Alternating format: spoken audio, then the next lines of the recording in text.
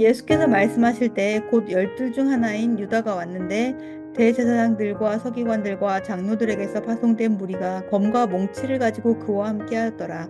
예수를 파는 자가 이미 그들과 군호를 짜 이르되 내가 입맞추는 자가 그이니 그를 잡아 단단히 끌어가라 하였는지라. 이에 와서 곧 예수께 나와 랍비여 하고 입을 맞추니 그들이 예수께 손을 대어 잡거늘 곁에 서 있는 자 중에 한 사람이 칼을 베어 대제사장의 종을 쳐 그 귀를 떨어뜨리니라. 예수께서 무리에게 말씀하여 이르시되 너희가 강도를 잡는 것 같이 검과 몽치를 가지고 나를 잡으러 나왔느냐. 내가 날마다 너희와 함께 성전에 있으면서 가르쳤으되 너희가 나를 잡지 아니하였도다. 그러나 이는 성경을 이루려 함이니라 하시더라.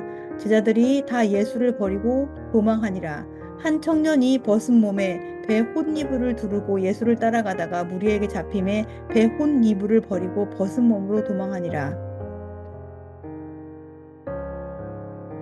예수를 팔아 넘기는 제자 가룟 유다가 무리들과 함께 등장합니다. 그들은 대제사장, 서기관, 장로들이 파송한 자들이었습니다. 손에는 검과 몽치를 들고 있었습니다.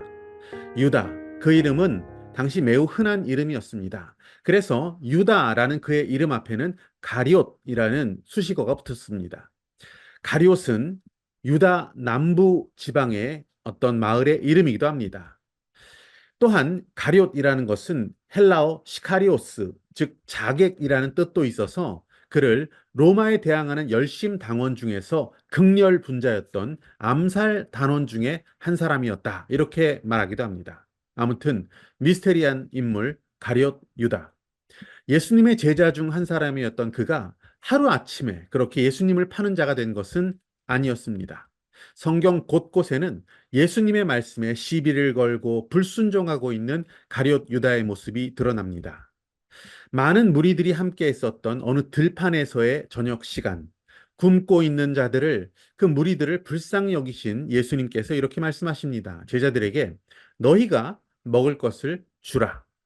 그때 가룟 유다가 이렇게 답합니다. 우리가 가서 200데나리온의 떡을 사다가 먹이리이까? 다분히 감정적이고 계산적이고 도전적으로 느껴집니다. 그의 말투를 볼 때 가룟 유다는 예수님 하시는 일들을 별로 마음에 들어 하지 않았다는 것을 알 수 있습니다. 그의 말투에서 순종하려는 태도가 보이지 않습니다. 그는 처음부터 돈꾀를 맡고 있었던 사람입니다. 그는 거기 넣는 것을 훔쳐가는 도둑이었다. 이렇게 기록되어 있는 것을 볼 때 늘 자기 욕심이 과했고 사람들의 눈을 피해서 부도덕한 죄를 일삼는 자였다라는 것을 알 수가 있습니다.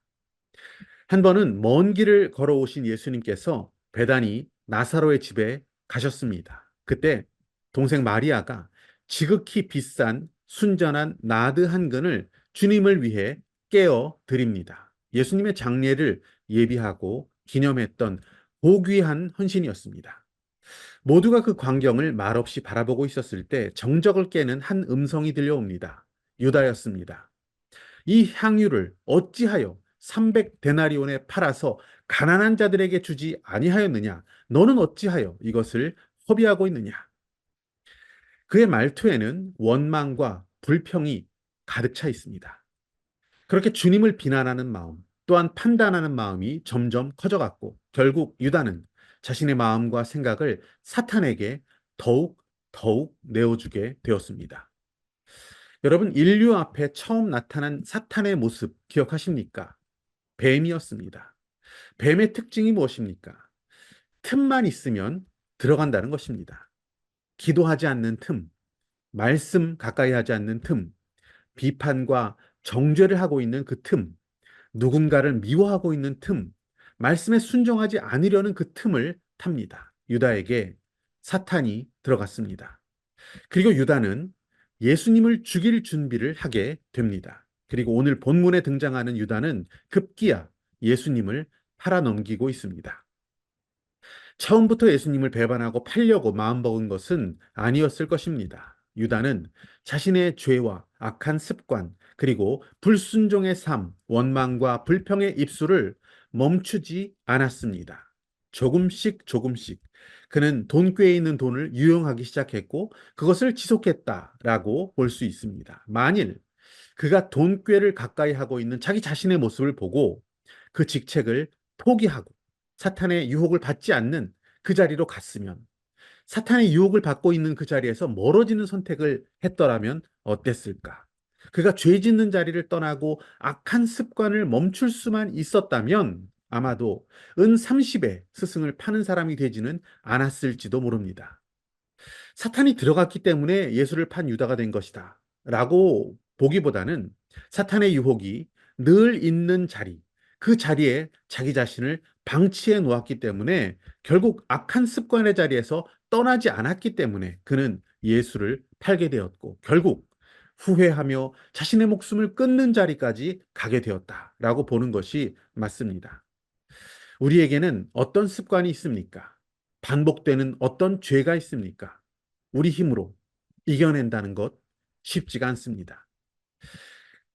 그러나 그 자리에서 자신을 그냥 계속 두고 방치한다면 우리는 결국 사탄의 유혹에 넘어가게 될 것이고 좋지 않은 습관과 죄를 반복하며 살게 될 것입니다. 그 자리에 계속 머물다가 사탄의 유혹에 넘어지고 계속 넘어지고 결국 가룟 유다처럼 예수님을 팔고 자살하는 인생이 될 수는 없지 않겠습니까? 아브라함에게 우리 하나님께서 무엇을 말씀하셨습니까? 익숙한 삶의 자리, 그 환경을 떠나라. 이렇게 명하셨습니다. 고향과 친척과 아버지의 집. 이것은 아브라함에게 가장 익숙한 자리였습니다. 하지만 그곳은 세상 문명, 우상으로 가득한 곳이었고 죄로 물든 환경이었습니다. 아브라함은 우상의 자리, 죄의 자리를 떠났습니다. 그는 본 적도 없고 알지도 못하는 곳으로 하나님의 약속을 따라서 나그네 길에 나그네 삶을 시작했던 것입니다. 그의 그 결단을 통해서 그는 위대한 믿음의 사람이 될 수 있었습니다. 우리가 떠나야 할 악한 습관의 자리, 죄의 자리는 어디입니까? 돈의 우상에 사로잡히는 자리, 음란의 영에 사로잡히는 자리, 세상 악한 풍조에 넘어지는 자리에서 우리는 떠나야 합니다. 하나님께서는 그 자리를 떠나라 라고 하십니다. 그 음성을 들을 수 있다면, 그 음성에 순종해서 떠날 수 있다면 하나님께서는 죄와 악한 습관의 그 쾌락, 그것과는 비교할 수 없는 영원한 복을 우리에게 주실 것입니다.